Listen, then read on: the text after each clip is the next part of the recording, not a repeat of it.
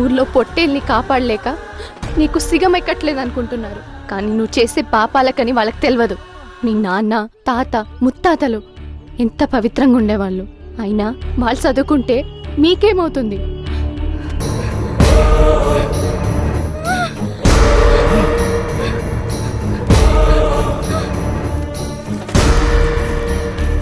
చిన్నప్పటి నుండి నేను గమనిస్తూ వస్తుంది మా కుటుంబానికి ఉన్న ఆధిపత్యం.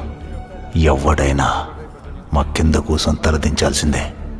అదే మా హోదా, ఐశ్వర్యం అనుకుంటున్నప్పుడు ఒకడొచ్చి మా నాయన ముందు నిలబడ్డాడు. చెప్పులేసుకొని. మా నాయన మంచోడు, నాలా కాదు. చదువుకున్న అనంగానే కరిగిపోయిండు. ఆడు మా ఇంటి లోపలికి అచ్చడే ఎక్కువ అంటే మా నాయన పక్కన కూర్చొని తిన్నాడు, తాగిండు, కుర్చీలో కూర్చొని నవ్విపోయిండు. పోయినాడు పోక చదువుకుంటే పటేల్ ఇంట్లో కూర్చోవచ్చని తెలిసేటట్టు చేసిండు. అది నాకు నచ్చలే. చదువుకుంటే పటేలు పన్నుడు సమానమవుతాడంటే నేనెట్లా ఊకుంటానే? ఇట్లా రావణ కష్టంలో రగులుతున్న పటేల్ దగ్గరికి వచ్చినామని నాకు ఆ రోజు తెలియదు.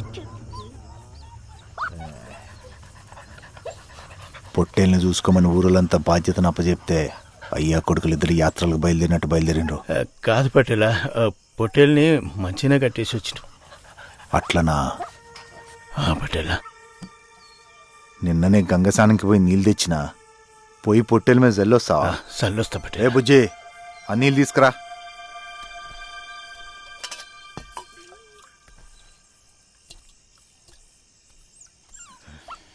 ఏయ్, నువ్వు కాదు, నువ్వురా.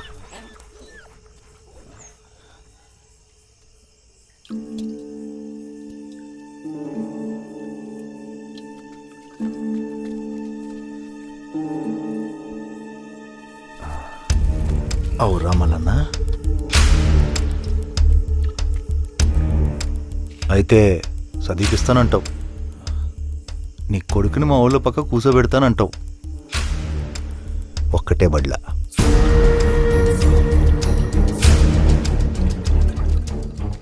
ఎంత ధైర్యం రా శంకర జాతి నా కొడక! గదేంది పటేలా, పోరాగాని బళ్ళో చదివి నీకే ధైర్యంతో పనే ఉంది పటేలా.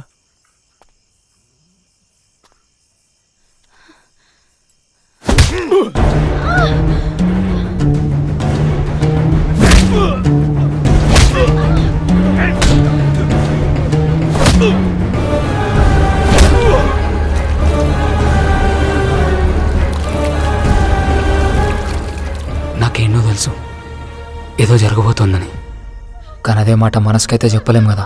పటేలా, ఇడు బాలమ్మ పటేల్ కాపరి. వీడి నీ చేతిలో చచ్చిండని తెలితే నిన్ను బతకనియరు.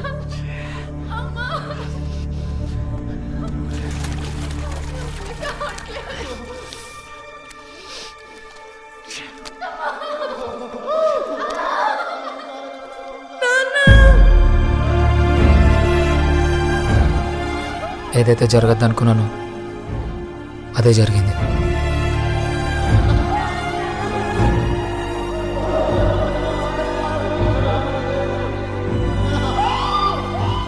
ఊర్లో మొదటిసారి పటేల్ కళ్ళలోకి సూటిగా ఒకటి చూడడం ఆడికి నచ్చలేదు.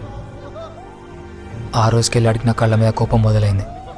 ఒక నేరం నుండి బయటపడడానికి, చేజారిపోతున్న ఆధిపత్యాన్ని చేతిలోకి తీసుకోవడానికి ఎవ్వరూ ఊహించినంత క్రూరమైన ఆలోచన పటేల్కి వచ్చింది.